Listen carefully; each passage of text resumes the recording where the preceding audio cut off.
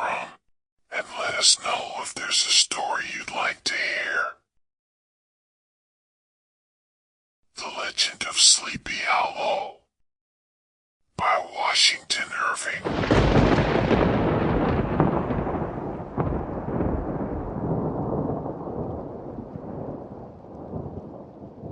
Found among the papers of the late Dietrich Knickerbocker.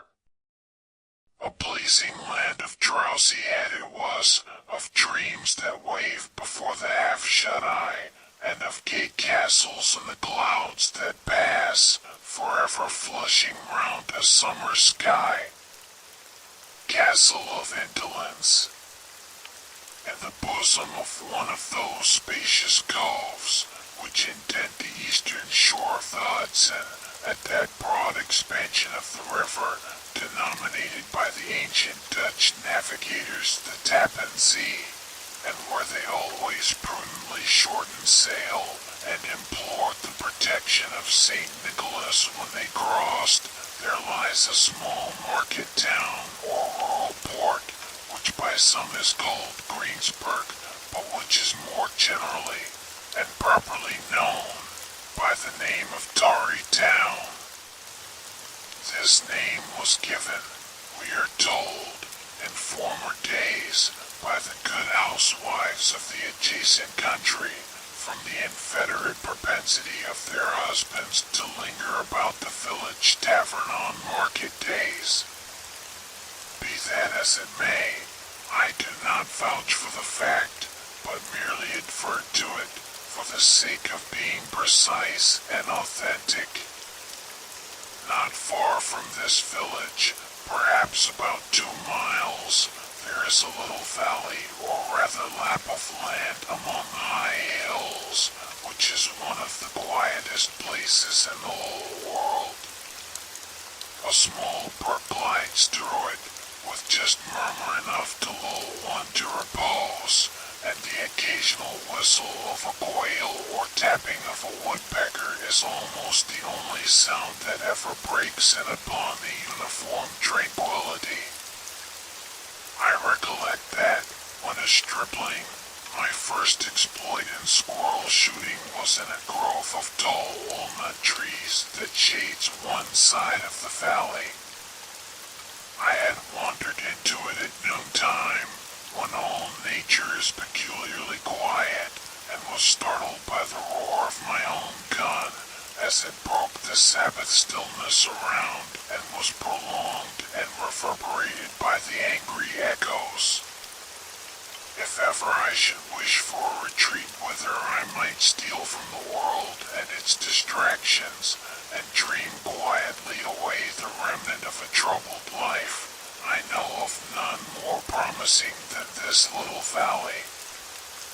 From the listless repose of the place, and the peculiar character of its inhabitants, or descendants from the original Dutch settlers, this sequestered glen has long been known by the name of Sleepy Hollow, and its rustic lads are called the Sleepy Hollow Boys throughout all the neighboring country.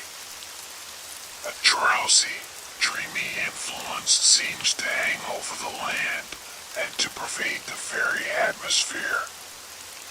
Some say that the place was bewitched by a high German doctor during the early days of the settlement, others that an old Indian chief, the prophet or wizard of his tribe, held his powwows there before the country was discovered by Master Hendrik Hudson. Certain it is, the place still continues under the sway of some witching power that holds a spell over the minds of the good people, causing them to walk in a continual reverie. They are given to all kinds of marvelous beliefs, are subject to trances and visions, and frequently see strange sights, and hear music and voices in the air. The whole neighborhood abounds with local tales, haunted spots, and twilight superstitions. Stars shoot and meteors glare oftener across the valley than in any other part of the country, and the nightmare, with her whole ninefold, seems to make it the favorite scene of her gambles. The dominant spirit, however, that haunts this enchanted region and seems to be commander-in-chief of all the powers of the air is the apparition of a figure on horseback without a head. It is said by some to be the ghost of Ashen Trooper, whose head had been carried away by a cannonball in some nameless battle during the Revolutionary War, and who is ever and anon seen by the country folk hurrying along in the gloom of night, as if on the wings of the wind. His haunts are not confined to the valley, but extend at times to the adjacent roads, and especially to the vicinity of a church at no great distance. Indeed, certain of the most authentic historians of those parts, who have been careful in collecting and collating the floating facts concerning this specter, allege that the body of the trooper having been buried in the churchyard, the ghost rides forth to the scene of battle in nightly quest of his head, and that the rushing speed with which he sometimes passes along the hollow, like a midnight blast, is owing to his being belated, and in a hurry to get back to the churchyard before daybreak. Such is the general purport of this legendary superstition, which has furnished materials for many a wild story in that region of shadows, and the specter is known at all the country firesides by the name of the Headless Horseman of Sleepy Hollow.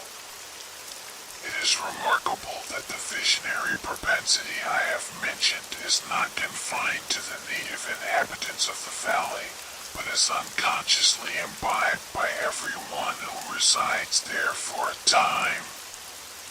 However wide awake they may have been before they entered that sleepy region, they are sure, in a little time, to inhale the witching influence of the air and begin to grow imaginative, to dream dreams and see apparitions. I mention this peaceful spot with all possible laud, for it is in such little retired Dutch valleys, found here and there embosomed in the great state of New York, that population, manners, and customs remain fixed, while the great torrent of migration and improvement, which is making such incessant changes in other parts of this restless country, sweeps by them unobserved. They are like those little nooks of still water which border a rapid stream, where we may see the straw and bubble riding quietly at anchor, or slowly revolving in their mimic harbor, undisturbed by the rush of the passing current.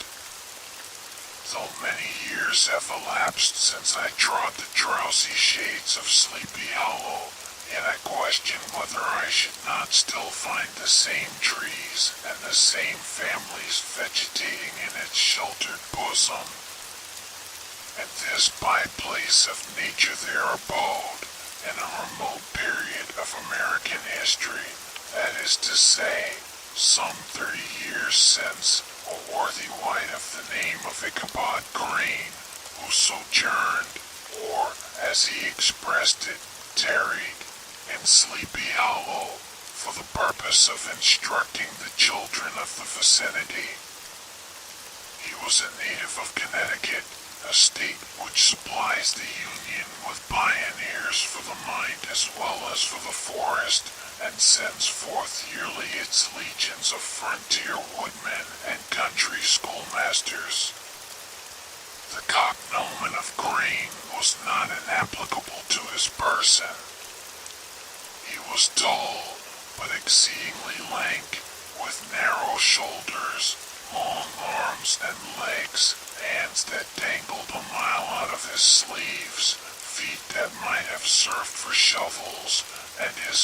frame most loosely hung together.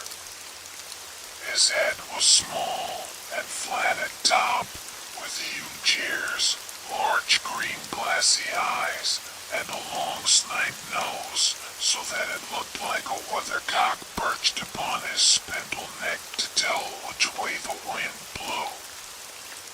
To see him striding along the profile of a hill on a windy day, with his clothes bagging and fluttering about him, one might have mistaken him for the genius of famine descending upon the earth, or some scarecrow eloped from a cornfield. His schoolhouse was a low building of one large room, rudely constructed of logs, the windows partly glazed and partly patched with leaves of old copybooks. It was most ingeniously secured at vacant hours by a withe twisted in the handle of the door and stakes set against the window shutters, so that though a thief might get in with perfect ease, he would find some embarrassment in getting out. An idea most probably borrowed by the architect, Joost van Houten, from the mystery of an eel pot. The schoolhouse stood in a rather lonely but pleasant situation, just at the foot of a woody hill, with a brook running close by, and a formidable birch tree growing at one end of it. From hence the low murmur of his pupils' voices, conning over their lessons, might be heard in a drowsy summer's day, like the hum of a beehive, interrupted now and then by the authoritative voice of the master, and the tone of menace or command, or, peradventure, by the appalling sound of the birch, as he urged some tardy loiterer along the flowery path of knowledge. Truth to say, he was a conscientious man, and ever bore in mind the golden maxim, spare the rod and spoil the child. Ichabod Crane's scholars certainly were not spoiled. I would not have it imagined, however, that he was one of those cruel potentates of the school who joy in the smart of their subjects. On the contrary, he administered justice with discrimination rather than severity, taking the burden off the backs of the weak and laying it on those of the strong. Your mere puny stripling, that winced at the least flourish of the rod, was passed by with indulgence, but the claims of justice were satisfied by inflicting a double portion on some little tough, wrong-headed, broad-skirted Dutch urchin, who sulked and swelled and grew dogged and sullen beneath the birch. All this he called doing his duty by their parents, and he never inflicted a chastisement without following it by the assurance, so consolatory to the smarting urchin, that he would remember it and thank him for it the longest day he had to live. When school hours were over, he was even the companion and playmate of the larger boys, and on holiday afternoons would convoy some of the smaller ones home, who happened to have pretty sisters, or good housewives for mothers, noted for the comforts of the cupboard. Indeed, it behoved him to keep on good terms with his pupils. The revenue arising from his school was small, and would have been scarcely sufficient to furnish him with daily bread, for he was a huge fear, and, though lank, had the dilating powers of an anaconda. But to help out his maintenance, he was, according to country custom in those parts, boarded and lodged at the houses of the farmers whose children he instructed. With these he lived successively a week at a time, thus going the rounds of the neighborhood, with all his worldly effects tied up in a cotton handkerchief. That all this might not be too onerous on the purses of his rustic patrons, who are apt to consider the costs of schooling a grievous burden, and schoolmasters as mere drones, he had various ways of rendering himself both useful and agreeable. He assisted the farmers occasionally in the lighter labors of their farms, helped to make hay, mended the fences, took the horses to water, drove the cows from pasture, and cut wood for the winter fire.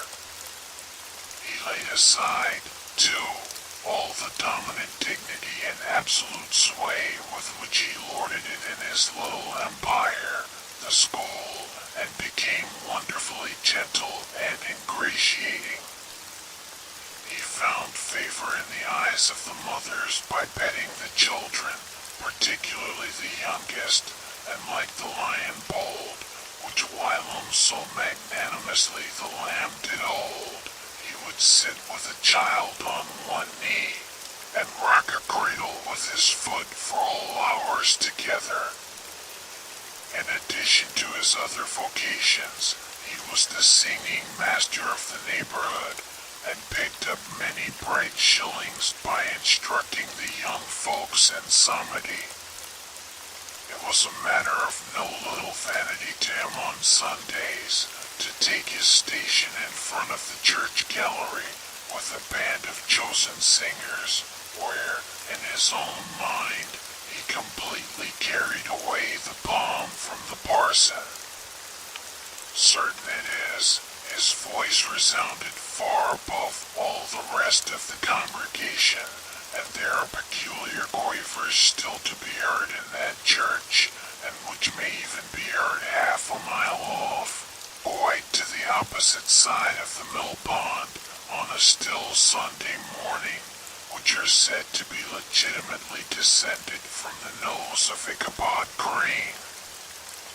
Thus, by divers little makeshifts, in that ingenious way which is commonly denominated by hook and by crook, the worthy pedagogue got on tolerably enough, and was thought, by all who understood nothing of the labor of head work, to have a wonderfully easy life of it. The schoolmaster is generally a man of some importance in the female circle of a rural neighborhood, being considered a kind of idle, gentlemanlike personage, of vastly superior taste and accomplishments to the rough country swains, and, indeed, inferior in learning only to the parson. His appearance, therefore, is apt to occasion some little stir at the tea table of a farmhouse, and the addition of a supernumerary dish of cakes or sweetmeats, or, peradventure, the parade of a silver teapot. Our man of letters, therefore, was peculiarly happy in the smiles of all the country damsels.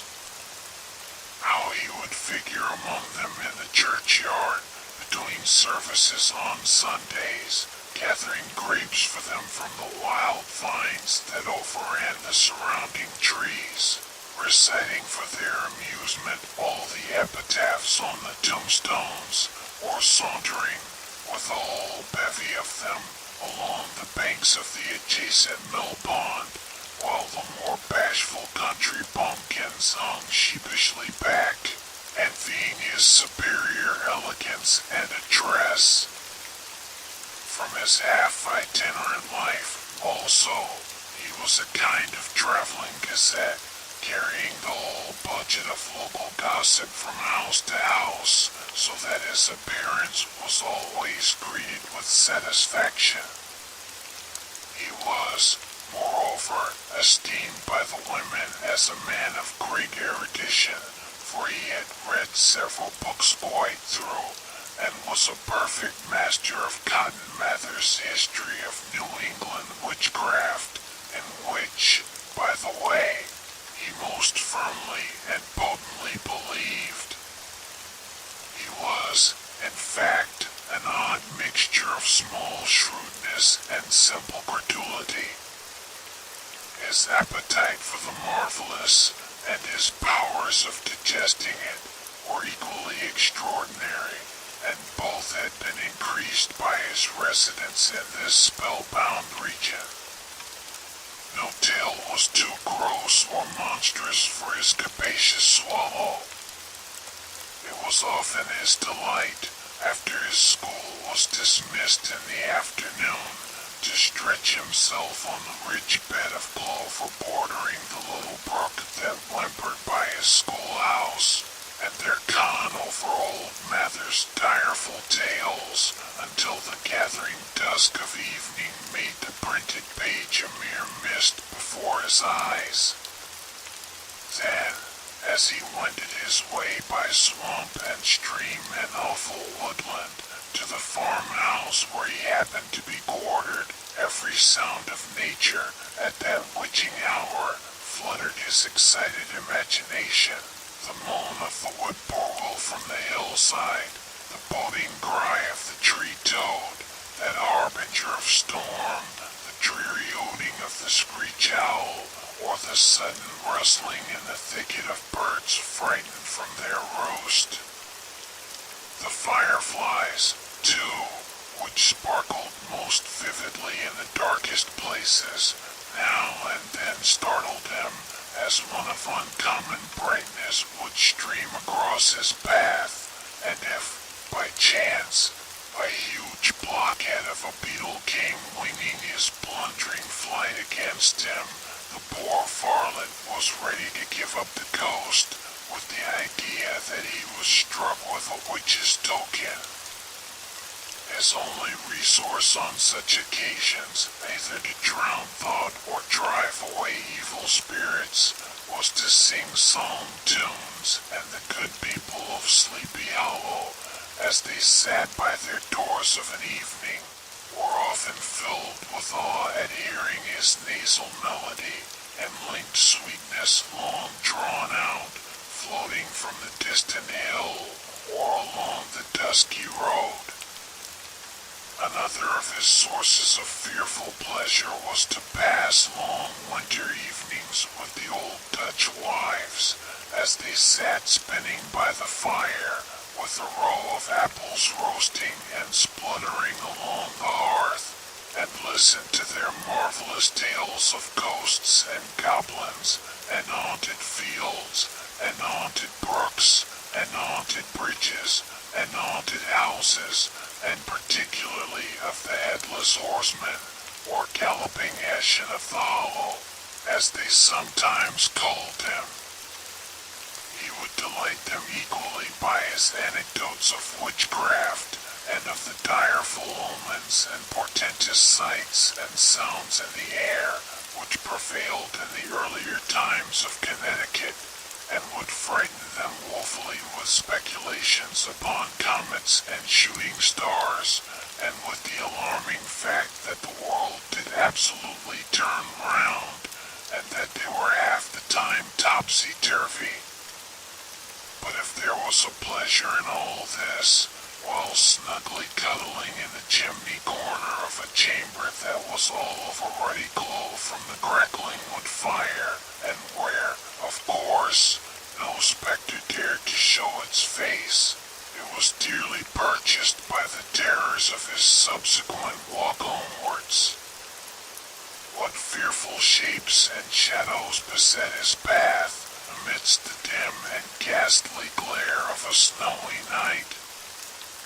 With what wistful look did he eye every trembling ray of light streaming across the waste fields from some distant window.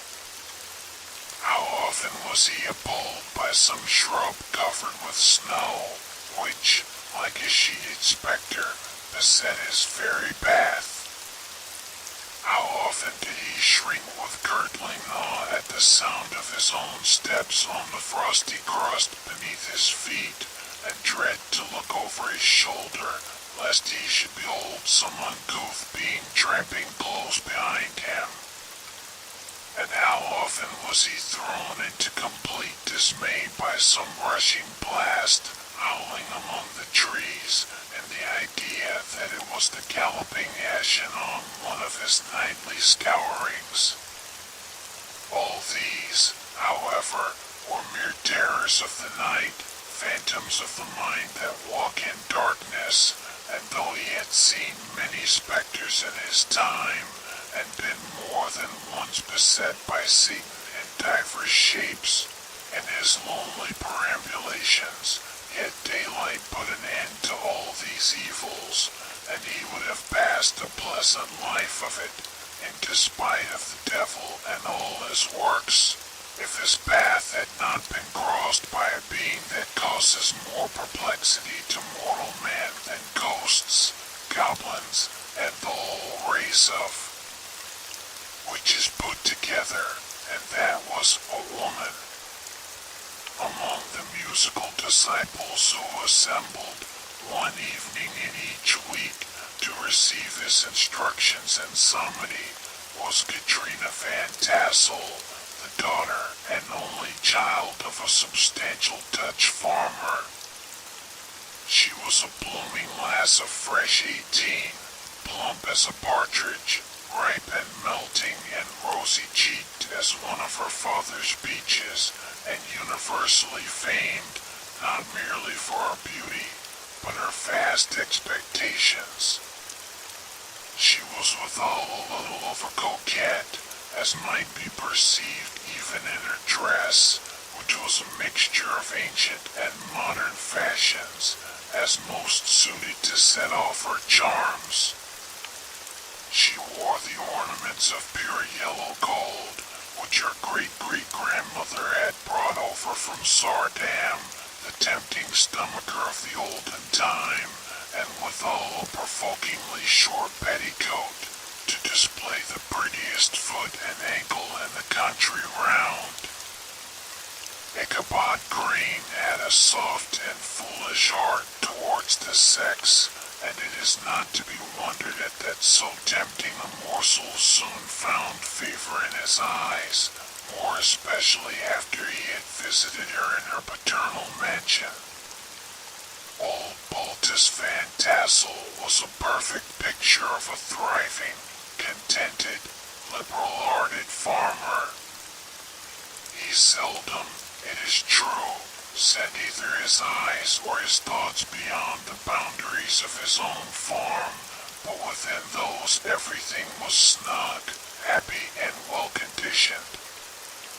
He was satisfied with his wealth, but not proud of it, and piqued himself upon the hearty abundance rather than the style in which he lived. His stronghold was situated on the banks of the Hudson, in one of those green, sheltered, fertile nooks in which the Dutch farmers are so fond of nestling. A great elm tree spread its broad branches over it, at the foot of which bubbled up a spring of the softest and sweetest water, and a little well formed of a barrel, and then stole sparkling away through the grass to a neighboring brook that babbled along among alders and dwarf willows. Hard by the farmhouse was a vast barn that might have served for a church, every window and crevice of which seemed bursting forth with the treasures of the farm. The flail was busily resounding within it from morning to night.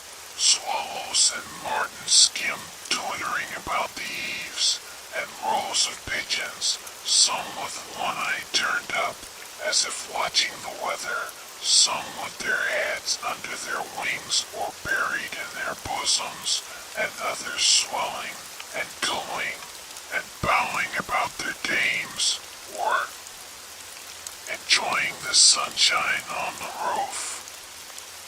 Sleek, unwieldy porkers were grunting in the repose and abundance of their pans, from whence sallied forth, now and then, troops of sucking pigs, as if to snuff the air.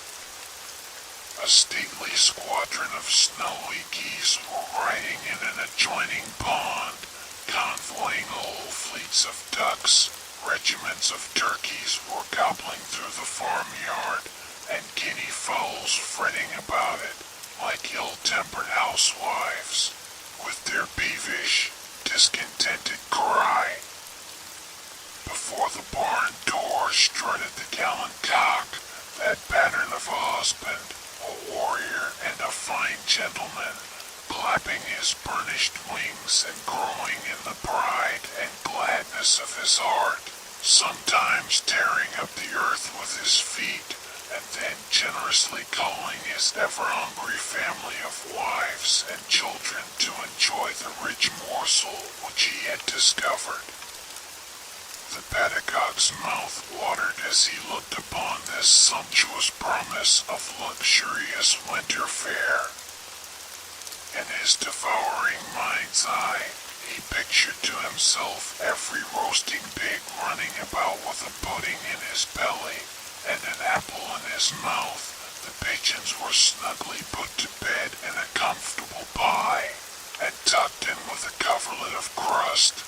The geese were swimming in their own gravy, and the ducks pairing cozily in dishes like snug married couples with a decent competency of onion sauce. And the porkers he saw carved out the future sleek side of bacon and juicy relishing ham, not a turkey, but he beheld daintily trussed up with its gizzard under its wing, and, peradventure, a necklace of savory sausages, and even bright Chanticleer himself lay sprawling on his back in a side dish, with uplifted claws, as if craving that quarter which his chivalrous spirit disdained to ask while living. As the enraptured Ichabod fancied all this, and as he rolled his great green eyes over the fat meadowlands, the rich fields of wheat, of rye, of buckwheat, and Indian corn, and the orchards burdened with ruddy fruit, which surrounded the warm tenement of Van Tassel, his heart yearned after the damsel who was to inherit these domains, and his imagination expanded with the idea how they might be readily turned into cash, and the money invested in immense tracts of wild land and shingle palaces in the wilderness. Nay, his busy fancy already realized his hopes, and presented to him the blooming Katrina with a whole family of children, mounted on the top of a wagon loaded with household trumpery, with pots and kettles dangling beneath, and he beheld himself bestriding a pacing mare with a colt at her heels, setting out for Kentucky, Tennessee, or the Lord knows where. When he entered the house, the conquest of his heart was complete. It was one of those spacious farmhouses with high-ridged but lowly sloping roofs, built in the style handed down from the first Dutch settlers, the low projecting eaves forming a piazza along the front, capable of being closed up in bad weather. Under this were hung flails, harness, various utensils of husbandry, and nets for fishing in the neighboring river. Benches were built along the sides for summer use, and a great spinning wheel at one end, and a churn at the other, showed the various uses to which this important porch might be devoted. From this piazza the wondering Ichabod entered the hall, which formed the center of the mansion, and the place of usual residence. Here rows of resplendent pewter, ranged on a long dresser, dazzled his eyes. In one corner stood a huge bag of wool, ready to be spun, in another a quantity of linsey-woolsey just from the loam, ears of Indian corn, and strings of dried apples and peaches, hung in gay festoons along the walls, mingled with the god of customers, and a door left ajar gave him a peep into the best parlor, where the claw-footed chairs and dark mahogany tables shone like mirrors, andirons, with their accompanying shovel and tongs, glistened from their covert of asparagus tops, mock. Oranges and conch shells decorated the mantelpiece. Strings of various colored birds' eggs were suspended above it.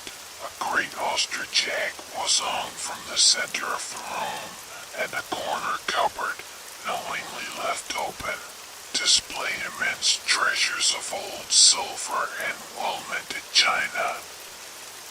From the moment Ichabod laid his eyes upon these regions of delight, the peace of his mind was at an end, and his only study was how to gain the affections of the peerless daughter of Van Tassel. In this enterprise, however, he had more real difficulties than generally fell to the lot of a knight-errant of yore, who seldom had anything but giants, enchanters, fiery dragons, and such like easily conquered adversaries to contend with, and had to make his way merely through gates of iron and brass and walls of adamant to the castle keep, where the lady of his heart was confined, all which he achieved as easily as a man would carve his way to the center of a Christmas pie, and then the lady gave him her hand as a matter of course. Ichabod, on the contrary, had to win his way to the heart of a country coquette, beset with a labyrinth of whims and caprices, which were forever presenting new difficulties and impediments, and he had to encounter a host of fearful adversaries of real flesh and blood, the numerous rustic admirers who beset every portal to her heart, keeping a watchful and angry eye upon each other, but ready to fly out in the common cause against any new competitor. Among these, the most formidable was a burly, roaring, roistering blade of the name of Abraham, or, according to the Dutch abbreviation, Brum Van Brunt, the hero of the country round, which rang with his feats of strength and hardihood. He was broad-shouldered and double-jointed, with short curly black hair, and a bluff but not unpleasant countenance, having a mingled air of fun and arrogance. From his Herculean frame and great powers of limb he had received the nickname of Brum Bones, by which he was universally known. He was famed for great knowledge and skill in horsemanship, being as dexterous on horseback as a Tartar. He was foremost at all races and cockfights, and, with the ascendancy which bodily strength always acquires in rustic life, was the umpire in all disputes, setting his hat on one side, and giving his decisions with an air and tone that admitted of no gainsay or appeal. He was always ready for either a fight or a frolic, but had more mischief than ill will in his composition, and with all his overbearing roughness, there was a strong dash of waggish good humor at bottom. He had 3 or 4 boon companions who regarded him as their model, and at the head of whom he scoured the country, attending every scene of feud or merriment for miles round. In cold weather he was distinguished by a fur cap, surmounted with a flaunting fox's tail, and when the folks at a country gathering descried this well-known crest at a distance, whisking about among the squad of hard riders, they always stood by for a squall.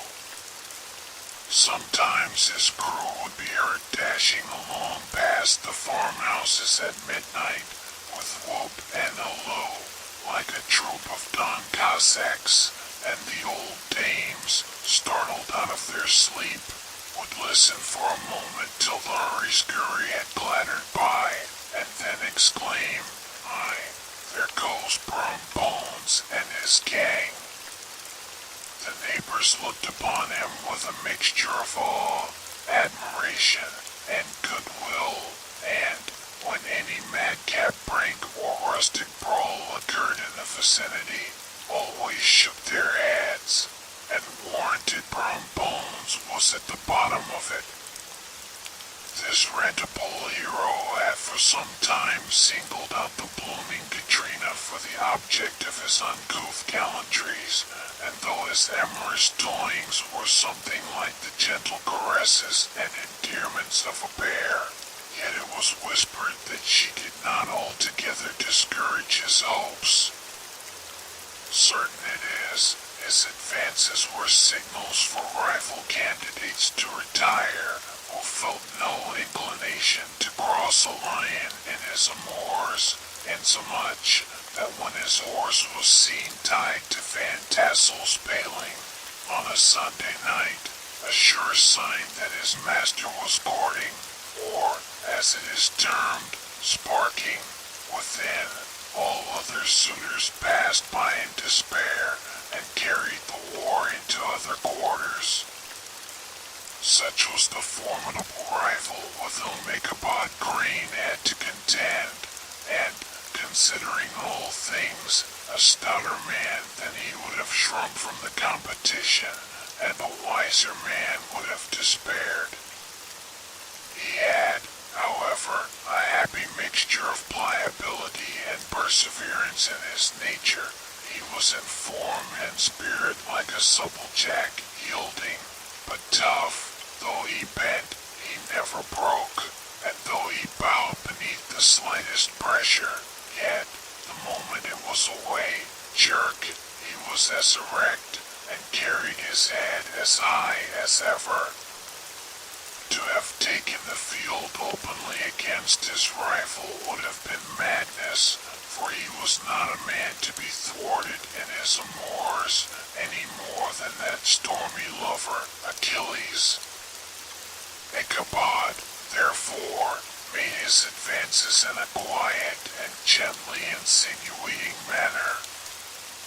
Under cover of his character of singing master, he made frequent visits at the farmhouse, not that he had anything to apprehend from the meddlesome interference of parents, which is so often a stumbling block in the path of lovers. Old Van Tassel was an easy, indulgent soul.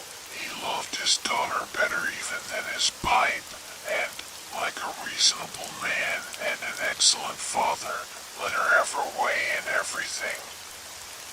His notable little wife, too, had enough to do to attend to her housekeeping and manage her poultry, for, as she sagely observed, ducks and geese are foolish things and must be looked after, but girls can take care of themselves. Thus, while the busy dame bustled about the house, or plied her spinning wheel at one end of the piazza, honest Bolt would sit smoking his evening pipe at the other, watching the achievements of a little wooden warrior who, armed with a sword in each hand, was most valiantly fighting the wind on the pinnacle of the barn. In the meantime, Ichabod would carry on his suit with the daughter by the side of the spring under the great elm, or sauntering along in the twilight, at hours so favorable to the lover's eloquence. I profess not to know how women's hearts are wooed and won. To me they have always been matters of riddle and admiration. Some seem to have but one vulnerable point or door of access, while others have 1,000 avenues and may be captured in 1,000 different ways.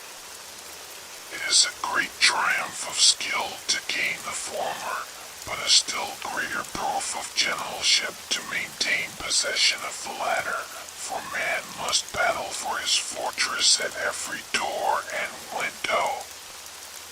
He who wins 1,000 common hearts is therefore entitled to some renown, but he who keeps undisputed sway over the heart of a coquette is indeed a hero.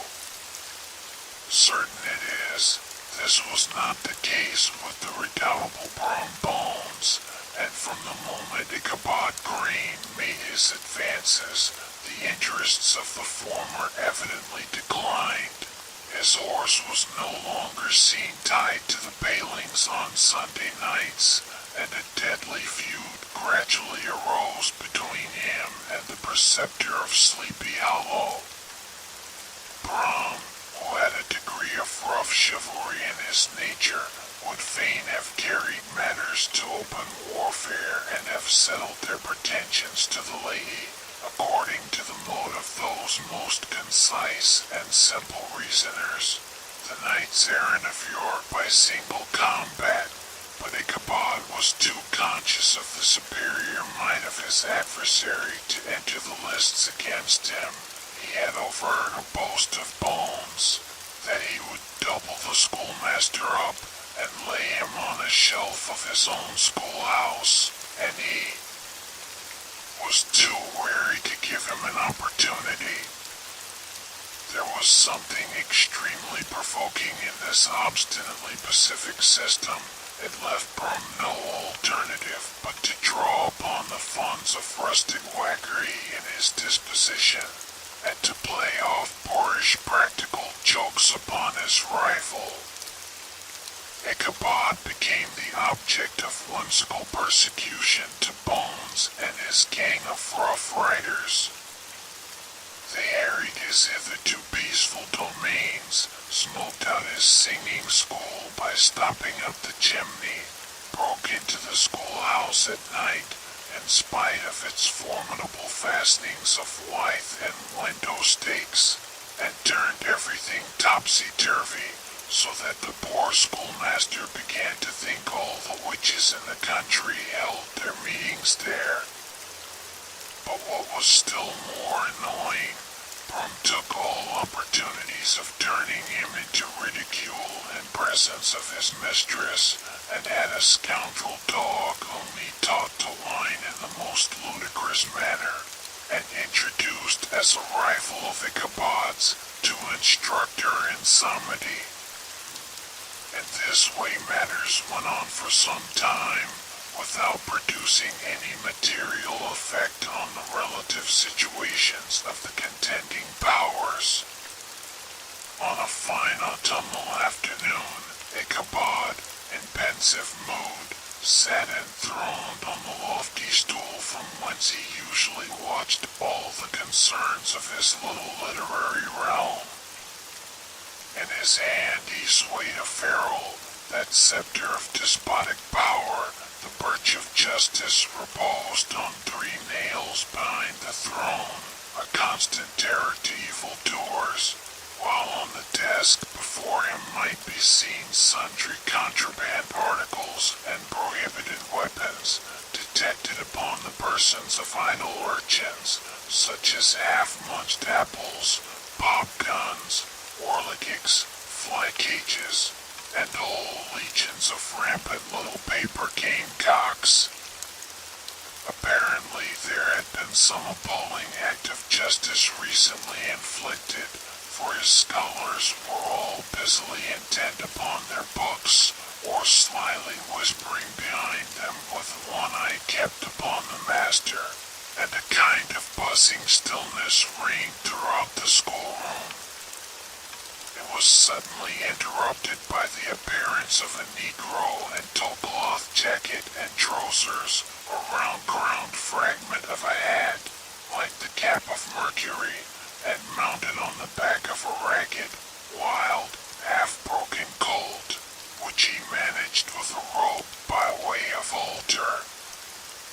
He came clattering up to the school door with an invitation to Ichabod to attend a merrymaking or quilting frolic to be held that evening at Mynheer Van Tassel's, and having delivered his message with that air of importance and effort at fine language which a Negro is apt to display on petty embassies of the kind, he dashed over the brook and was seen scampering away up the hollow, full of the importance and hurry of his mission.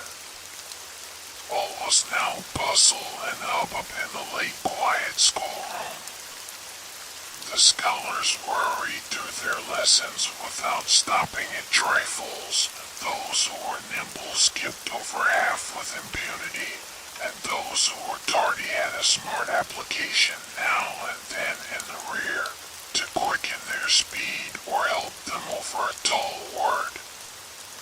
Books were flung aside without being put away on the shelves, inkstands were overturned, benches thrown down, and the whole school was turned loose an hour before the usual time, bursting forth like a legion of young imps, yelping and reckoning about the green in joy at their early emancipation. The gallant Ichabod now spent at least an extra half hour at his toilet, brushing and furbishing up his best, and indeed only suit of rusty black, and arranging his locks by a bit of broken looking glass that hung up in the schoolhouse, that he might make his appearance before his mistress in the true style of a cavalier. He borrowed a horse from the farmer with whom he was domiciliated, a choleric old Dutchman of the name of Hans Van Ripper, and, thus gallantly mounted, issued forth like a knight-errant in quest of adventures. But it is meet I should, in the true spirit of romantic story, give some account of the looks and equipments of my hero and his steed. The animal he best rode was a broken-down plow horse that had outlived almost everything but its viciousness. He was gaunt and shagged, with a ewe neck and a head like a hammer. His rusty mane and tail were tangled and knotted with burrs. One eye had lost its pupil and was glaring and spectral, but the other had the gleam of a genuine devil in it. Still, he must have had fire and metal in his day, if we may judge from the name he bore of gunpowder. He had, in fact, been a favorite steed of his master's, the choleric Van Ripper, who was a furious rider, and had infused, very probably, some of his own spirit into the animal, for, old and broken down as he looked, there was more of the lurking devil in him than in any young filly in the country. Ichabod was a suitable figure for such a steed. He rode with short stirrups, which brought his knees nearly up to the pommel of the saddle. His sharp elbows stuck out like grasshoppers. He carried his whip perpendicularly in his hand, like a scepter, and as his horse jogged on, the motion of his arms was not unlike the flapping of a pair of wings. A small wool hat rested on the top of his nose, for so his scanty strip of forehead might be called, and the skirts of his black coat fluttered out almost to the horse's tail. Such was the appearance of Ichabod and his steed as they shambled out of the gate of Hans Van Ripper, and it was altogether such an apparition as is seldom to be met with in broad daylight. It was, as I have said, a fine autumnal day. The sky was clear and serene, and nature wore that rich and golden livery which we always associate with the idea of abundance. The forests had put on their sober brown and yellow, while some trees of the tenderer kind had been nipped by the frosts into brilliant dyes of orange, purple, and scarlet. Streaming files of wild ducks began to make their appearance high in the air. The bark of the squirrel might be heard from the groves of beech and hickory nuts, and the pensive whistle of the quail at intervals from the neighboring stubble field. The small birds were taking their farewell banquets. In the fullness of their revelry, they fluttered, chirping and frolicking from bush to bush and tree to tree, capricious from the very profusion and variety around them. There was the honest cock-robin, the favorite game of stripling sportsmen, with its loud, querulous note, and the twittering blackbirds flying in sable clouds, and the golden-winged woodpecker with his crimson crest, his broad black gorget and splendid plumage, and the cedar bird with its red-tipped wings and yellow-tipped tail and its little Montero cap of feathers, and the blue jay, that noisy coxcomb, in his gay light blue coat and white underclothes, screaming and chattering, nodding and bobbing and bowing, and pretending to be on good terms with every songster of the grove. As Ichabod jogged slowly on his way, his eye, ever open to every symptom of culinary abundance, ranged with delight over the treasures of jolly autumn. On all sides he beheld vast store of apples, some hanging in oppressive opulence on the trees, some gathered into baskets and barrels for the market, others heaped up in rich piles for the cider press. Farther on he beheld great fields of Indian corn, with its golden ears peeping from their leafy coverts, and holding out the promise of cakes and hasty pudding, and the yellow pumpkins lying beneath them, turning up their fair round bellies to the sun, and giving ample prospects of the most luxurious of pies. And anon he passed the fragrant buckwheat fields breathing the odor of the beehive, and as he beheld them, soft anticipations stole over his mind of dainty slapjacks, well buttered, and garnished with honey or treacle by the delicate little dimpled hand of Katrina Van Tassel.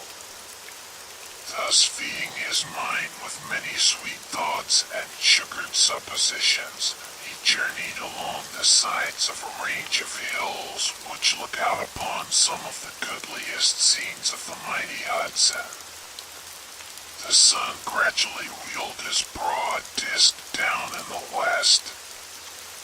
The wide bosom of the Tappan Sea lay motionless and glassy, excepting that here and there a gentle undulation waved and prolonged the blue shadow of the distant mountain. A few amber clouds floated in the sky, without a breath of air to move them. The horizon was of a fine golden tint, changing gradually into a pure apple green, and from that into the deep blue of the mid-heaven. A slanting ray lingered on the woody crests of the precipices that overhung some parts of the river, giving greater depth to the dark gray and purple of their rocky sides. A sloop was loitering in the distance, dropping slowly down with the tide, her sail hanging uselessly against the mast, and as the reflection of the sky gleamed along the still water, it seemed as if the vessel was suspended in the air. It was toward evening that Ichabod arrived at the castle of the Heer Van Tassel, which he found thronged with the pride and flower of the adjacent country. Old farmers, a spare-leathern-faced race, in homespun coats and breeches, blue stockings, huge shoes, and magnificent pewter buckles. Their brisk, withered little dames, in close-crimped caps, long-waisted short gowns, homespun petticoats, with scissors and pincushions, and gay calico pockets hanging on the outside.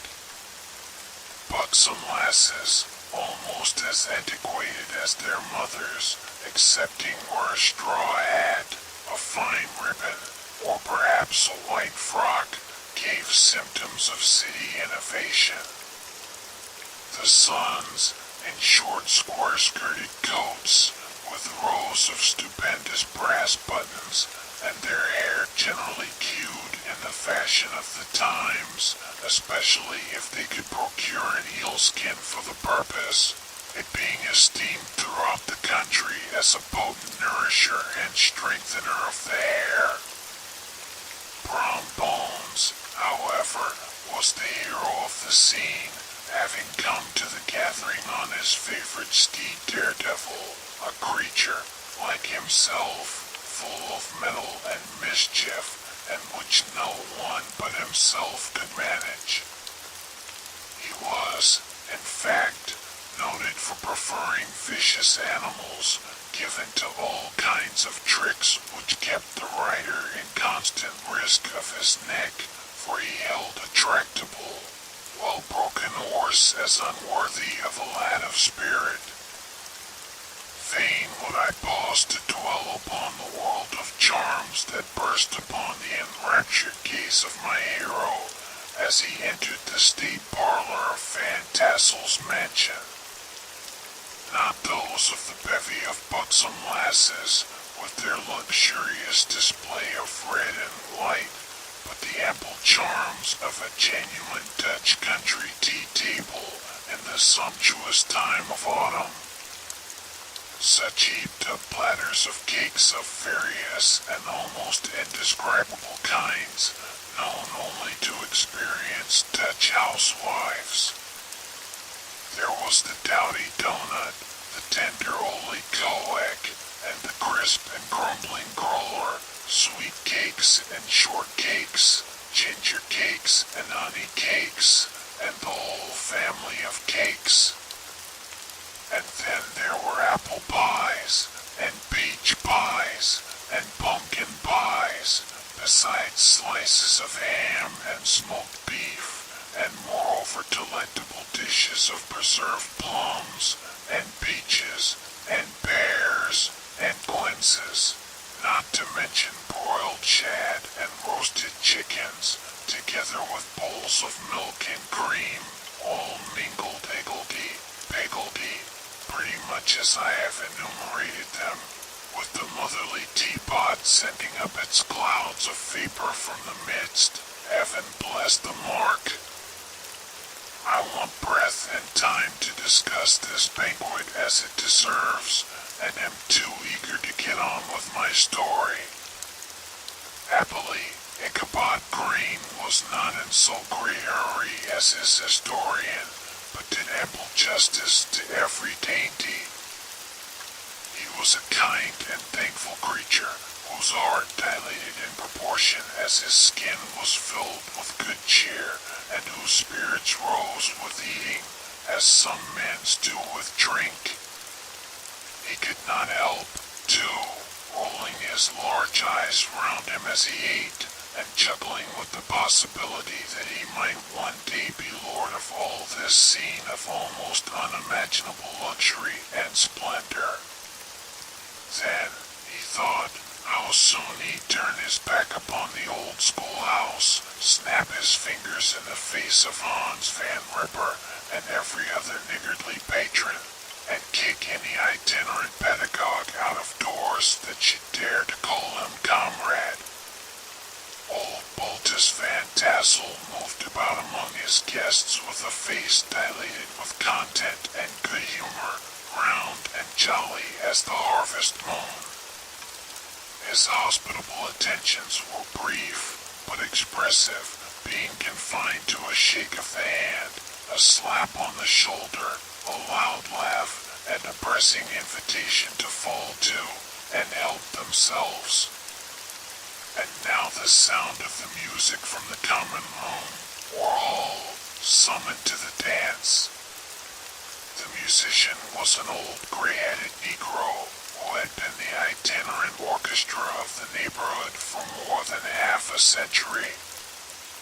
His instrument was as old and battered as himself. The greater part of the time he scraped on 2 or 3 strings, accompanying every movement of the bow with a motion of the head, bowing almost to the ground, and stamping with his foot whenever a fresh couple were to start. Ichabod prided himself upon his dancing as much as upon his vocal powers.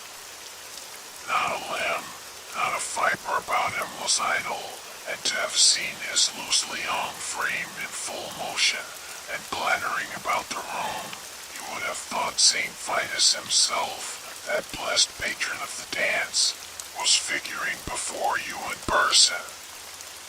He was the admiration of all the Negroes, who, having gathered, of all ages and sizes, from the farm and the neighborhood, stood forming a pyramid of shining black faces at every door and window, gazing with delight at the scene, rolling their white eyeballs and showing grinning rows of ivory from ear to ear.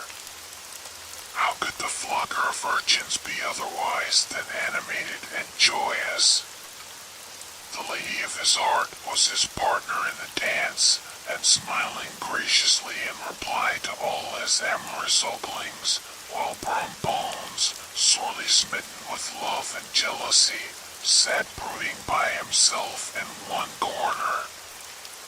When the dance was at an end, Ichabod was attracted to a knot of the Sager folks, who, with old Van Tassel, sat smoking at one end of the piazza, gossiping over former times, and drawing out long stories about the war.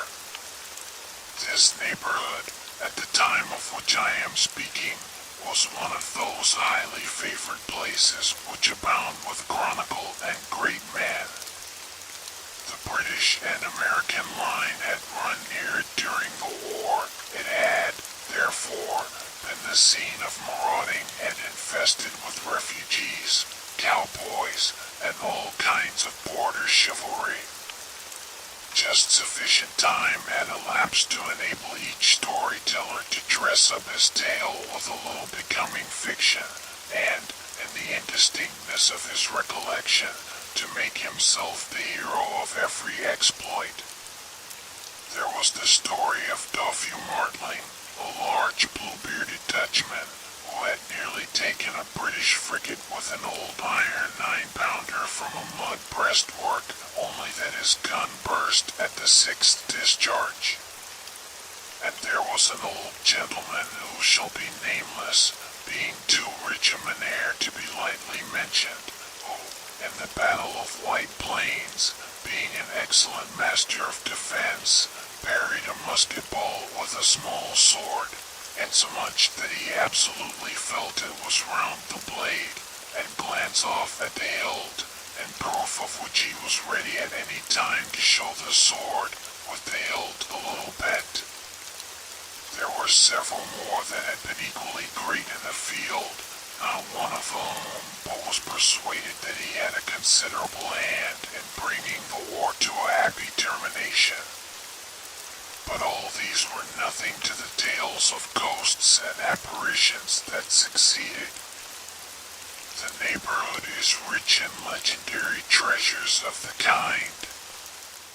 Local tales and superstitions thrive best in these sheltered, long-settled retreats, but are trampled underfoot by the shifting throng that forms the population of most of our country places.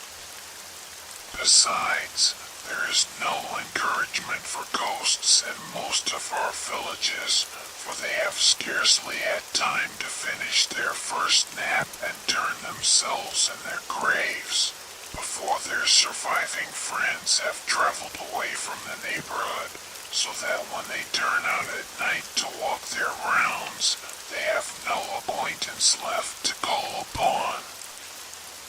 This is perhaps the reason why we so seldom hear of ghosts except in our long-established Dutch communities. The immediate cause, however, of the prevalence of supernatural stories in these parts was doubtless owing to the vicinity of Sleepy Hollow. There was a contagion in the very air that blew from that haunted region. It breathed forth an atmosphere of dreams and fancies infecting all the land. Several of the Sleepy Hollow people were present at Van Tassel's and, as usual, were doling out their wild and wonderful legends. Many dismal tales were told about funeral trains and mourning cries and wailings heard and seen about the great tree where the unfortunate Major Andre was taken and which stood in the neighborhood. Some mention was made also of a woman in white that haunted the dark glen at Raven Rock and was often heard to shriek on winter nights before a storm, having perished there in the snow. The chief part of the stories, however, turned upon the favorite specter of Sleepy Hollow, the Headless Horseman, who had been heard several times of late patrolling the country, and, it was said, tethered his horse nightly among the graves in the churchyard. The sequestered situation of this church seems always to have made it a favorite haunt of troubled spirits. It stands on a knoll, surrounded by locust trees and lofty elms, from among which its decent, whitewashed walls shine modestly forth, like Christian purity beaming through the shades of retirement. A gentle slope descends from it to a silver sheet of water, bordered by high trees, between which peeps may be caught at the blue hills of the Hudson. To look upon its grass-grown yard, where the sunbeams seem to sleep so quietly, one would think that there at least the dead might rest in peace. On one side of the church extends a wide woody dell, along which raves a large brook among broken rocks and trunks of fallen trees. Over a deep black part of the stream, not far from the church, was formerly thrown a wooden bridge. The road that led to it and the bridge itself were thickly shaded by overhanging trees, which cast a gloom about it, even in the daytime, but occasioned a fearful darkness at night. Such was one of the favorite haunts of the Headless Horseman, and the place where he was most frequently encountered. The tale was told of old Brower, a most heretical disbeliever in ghosts, how he met the horseman returning from his foray into Sleepy Hollow, and was obliged to get up behind him, how they galloped over bush and brake, over hill and swamp, until they reached the bridge, when the horseman suddenly turned into a skeleton, threw old Brower into the brook, and sprang away over the treetops with a clap of thunder. This story was immediately matched by a thrice marvelous adventure of Brom Bones, who made light of the galloping Hessian as an errant jockey. He affirmed that on returning one night from the neighboring village of Sing Sing, he had been overtaken by this midnight trooper, that he had offered to race with him for a bowl of punch, and should have won it too, for Daredevil beat the goblin horse all hollow, but just as they came to the church bridge, the Hessian bolted and vanished in a flash of fire. All these tales, told in that drowsy undertone with which men talk in the dark, the countenances of the listeners only now and then receiving a casual gleam from the glare of a pipe, sank deep in the mind of Ichabod. He repaid them in kind with large extracts from his invaluable author, Cotton Mather, and added many marvelous events that had taken place in his native state of Connecticut, and fearful sights which he had seen in his nightly walks about Sleepy Hollow. The revel now gradually broke up. The old farmers gathered together their families in their wagons, and rode for some time rattling along the hollow roads and over the distant hills. Some of the damsels mounted on pillions behind their favorite swains, and their light-hearted laughter, mingling with the clatter of hoofs, echoed along the silent woodlands, sounding fainter and fainter, until they gradually died away, and the late scene of noise and frolic was all silent and deserted. Ichabod only lingered behind, according to the custom of country lovers, to have a tete-a-tete with the heiress, fully convinced that he was now on the high road to success. What passed at this interview I will not pretend to say, for in fact I do not know. Something, however, I fear me, must have gone wrong, for he certainly sallied forth, after no very great interval, with an air quite desolate and chapfallen. Oh, these women. These women. Could that girl have been playing off any of her coquettish tricks? Was her encouragement of the poor pedagogue all a mere sham to secure her conquest of his rival? Heaven only knows, not I. Let it suffice to say, Ichabod stole forth with the air of one who had been secking a hen roast rather than a fair lady's heart. Without looking to the right or left to notice the scene of rural wealth on which he had so often gloated, he went straight to the stable, and with several hearty cuffs and kicks roused his steed most uncourteously from the comfortable quarters in which he was soundly sleeping, dreaming of mountains of corn and oats, and whole valleys of timothy and clover. It was the very witching time of night that Ichabod, heavy-hearted and crestfallen, pursued his travels homewards along the sides of the lofty hills which rise above Tarry Town, and which he had traversed so cheerily in the afternoon. The hour was as dismal as himself. Far below him the Tappan Sea spread its dusky and indistinct waste of waters, with here and there the tall mast of a sloop, riding quietly at anchor under the land.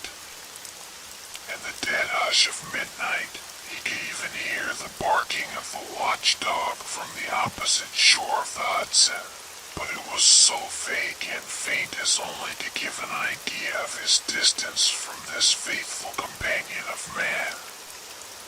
Now and then, too, the long-drawn crowing of a cock, accidentally awakened, would sound far, far off, from some farmhouse away among the hills, but it was like a dreaming sound in his ear. No signs of life occurred near him, but occasionally the melancholy chirp of a cricket, or perhaps the guttural twang of a bullfrog from a neighboring marsh, as if sleeping uncomfortably and turning suddenly in his bed. All the stories of ghosts and goblins that he had heard in the afternoon now came crowding upon his recollection. The night grew darker and darker, the stars seemed to sink deeper in the sky, and driving clouds occasionally hid them from his sight. He had never felt so lonely and dismal. He was, moreover, approaching the very place where many of the scenes of the ghost stories had been laid.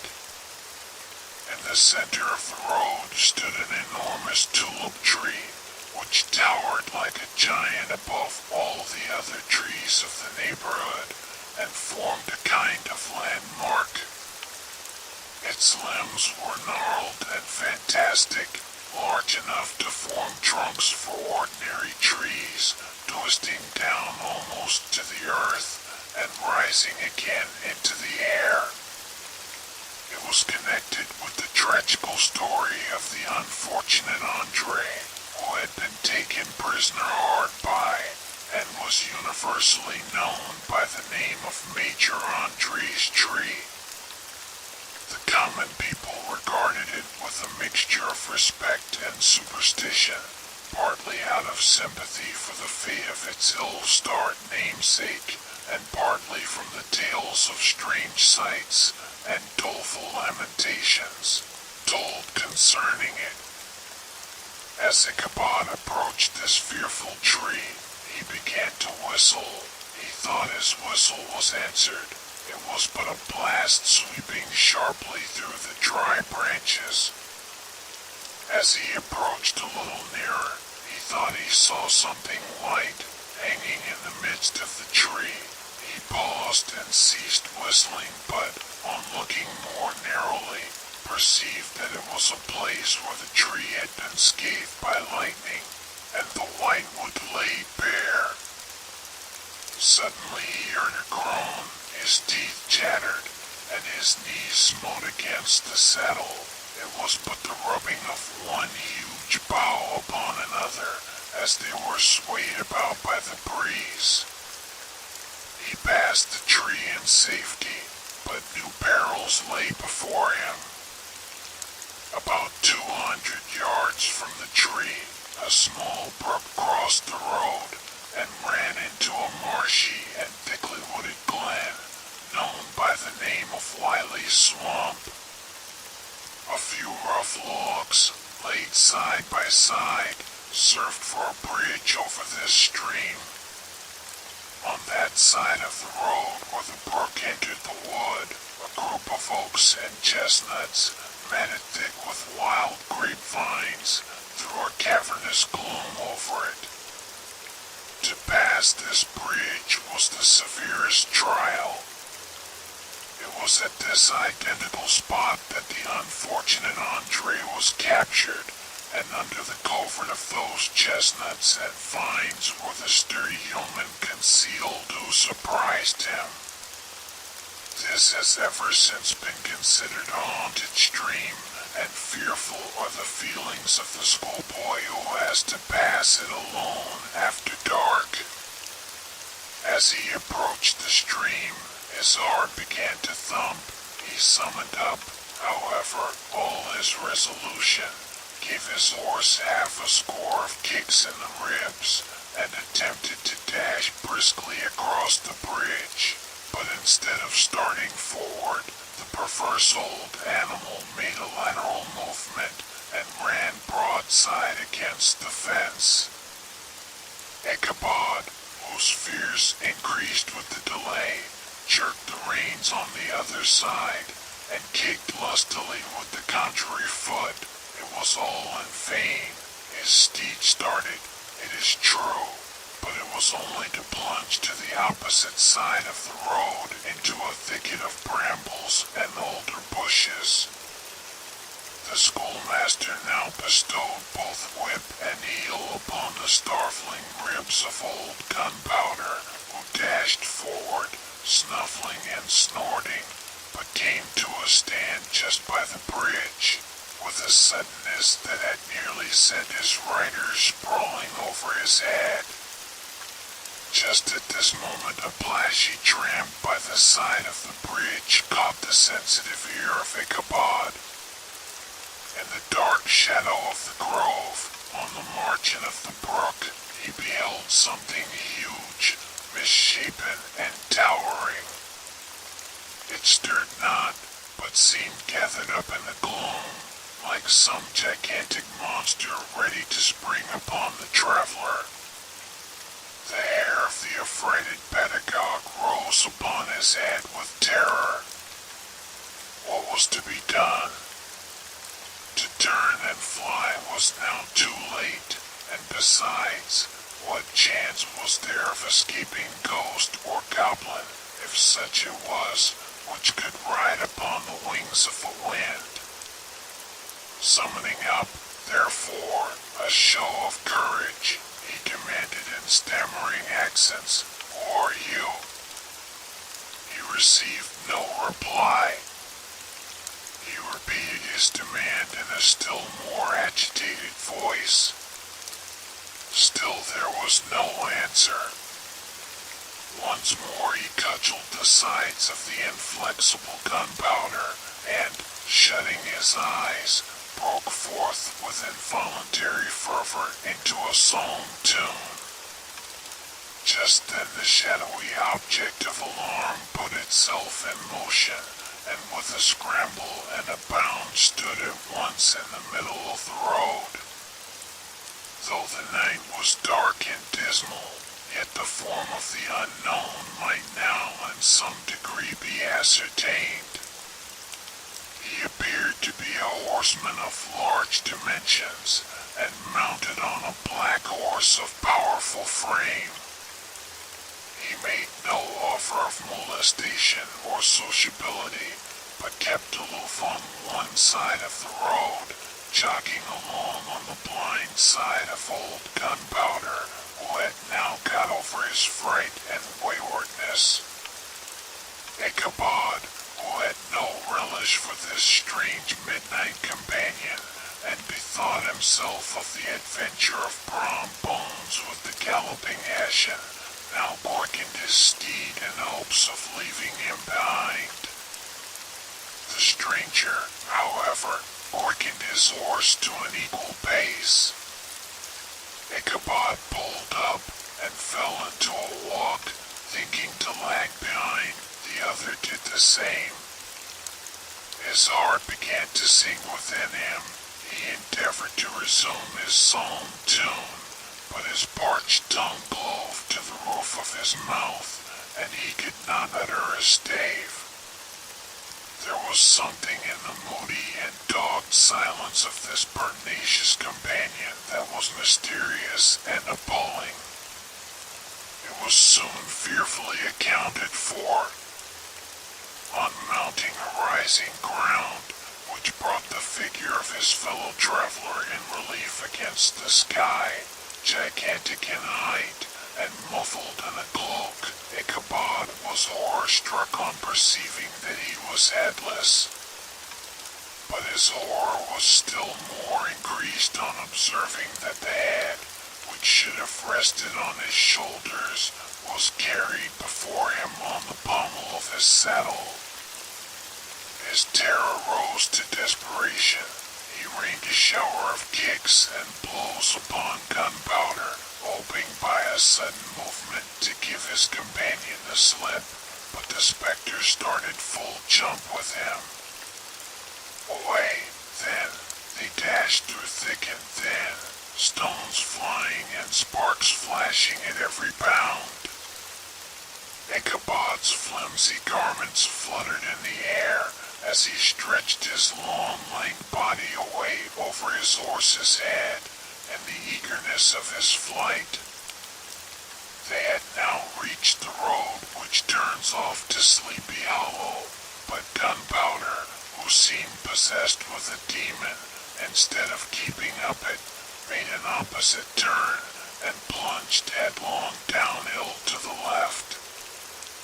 This road leads through a sandy hollow shaded by trees for about a quarter of a mile, where it crosses the bridge famous in Goblin story, and just beyond swells the green knoll on which stands the whitewashed church. As yet the panic of the steed had given his unskillful rider an apparent advantage in the chase, but just as he had got halfway through the hollow, the girths of the saddle gave way, and he felt it slipping from under him. He seized it by the pommel and endeavored to hold it firm, but in vain, and had just time to save himself by clasping old Gunpowder round the neck when the saddle fell to the earth. and he heard it trampled underfoot by his pursuer. For a moment, the terror of Hans Van Ripper's wrath passed across his mind, for it was his Sunday saddle. But this was no time for petty fears. The goblin was hard on his haunches, and, unskillful rider that he was, he had much ado to maintain his seat, sometimes slipping on one side, sometimes on another, and sometimes jolted on the high ridge of his horse's backbone with a violence that he fairly feared would cleave him asunder. An opening in the trees now cheered him with the hopes that the church bridge was at hand. The wavering reflection of a silver star in the bosom of the brook told him that he was not mistaken. He saw the walls of the church dimly glaring under the trees beyond. He recollected the place where Brom Bones' ghostly competitor had disappeared. If I can but reach that bridge, thought Ichabod, I am safe. Just then he heard the black steed panting and blowing close behind him. He even fancied that he felt his hot breath. Another convulsive kick in the ribs, and old Gunpowder sprang upon the bridge. He thundered over the resounding planks. He gained the opposite side, and now Ichabod cast a look behind to see if his pursuer should vanish, according to rule, in a flash of fire and brimstone. Just then he saw the goblin rising in his stirrups, and in the very act of hurling his head at him. Ichabod endeavored to dodge the horrible missile, but too late. It encountered his cranium with a tremendous crash. He was tumbled headlong into the dust, and Gunpowder, the black steed, and the goblin rider passed by like a whirlwind. The next morning the old horse was found without his saddle, and with the bridle under his feet, soberly cropping the grass at his master's gate. Ichabod did not make his appearance at breakfast. Dinner hour came, but no Ichabod. The boys assembled at the schoolhouse and strolled idly about the banks of the brook, but no schoolmaster. Hans Van Ripper now began to feel some uneasiness about the fate of poor Ichabod and his saddle. An inquiry was set on foot, and after diligent investigation they came upon his traces. In one part of the road leading to the church was found the saddle trampled in the dirt, the tracks of horses' hoofs deeply dented in the road, and evidently at furious speed, were traced to the bridge, beyond which, on the bank of a broad part of the brook, where the water ran deep and black, was found the hat of the unfortunate Ichabod, and close beside it a shattered pumpkin. The brook was searched, but the body of the schoolmaster was not to be discovered. Hans Van Ripper, as executor of his estate, examined the bundle which contained all his worldly effects. They consisted of 2 shirts and a half, 2 stocks for the neck, a pair or 2 of worsted stockings, an old pair of corduroy small clothes, a rusty razor, a book of psalm tunes full of dog's ears, and a broken pitch pipe. As to the books and furniture of the schoolhouse, they belonged to the community, excepting Cotton Mather's History of Witchcraft, a New England almanac, and a book of dreams and fortune-telling, in which last was a sheet of foolscap much scribbled and blotted in several fruitless attempts to make a copy of verses in honor of the heiress of Van Tassel. These these magic books and the poetic scroll were forthwith consigned to the flames by Hans Van Ripper, who, from that time forward, determined to send his children no more to school, observing that he never knew any good come of this same reading and writing.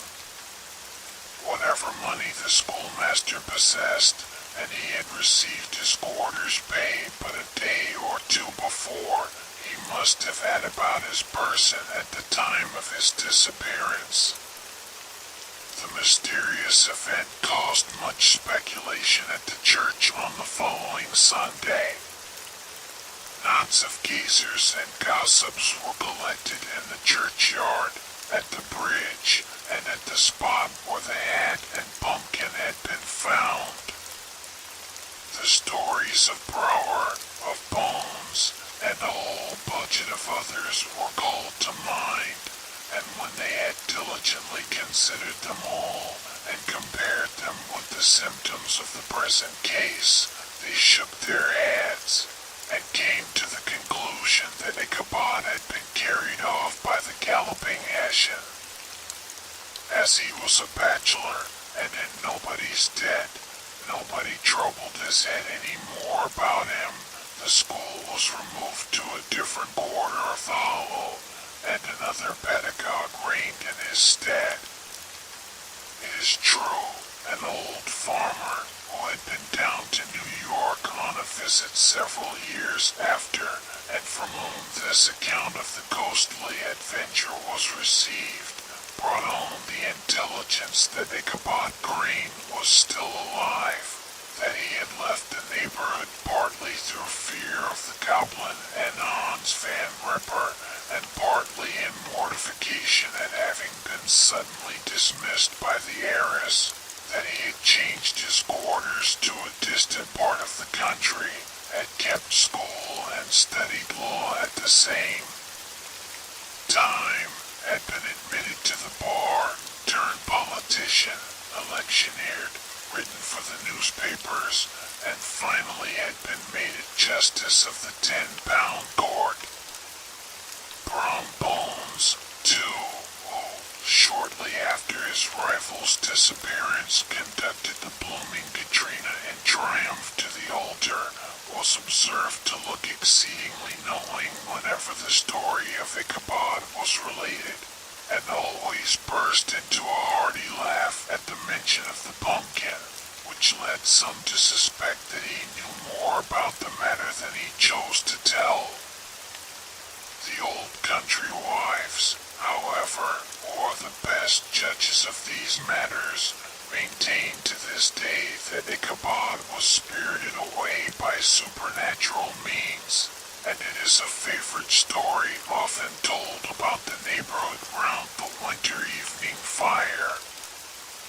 The bridge became more than ever an object of superstitious awe, and that may be the reason why the road has been altered of late years so as to approach the church by the border of the mill pond. The schoolhouse being deserted soon fell to decay, and was reported to be haunted by the ghost of the unfortunate pedagogue and the plowboy, loitering homeward of a still summer evening, as often fancied his voice at a distance, chanting a melancholy psalm tune among the tranquil solitudes of Sleepy Hollow.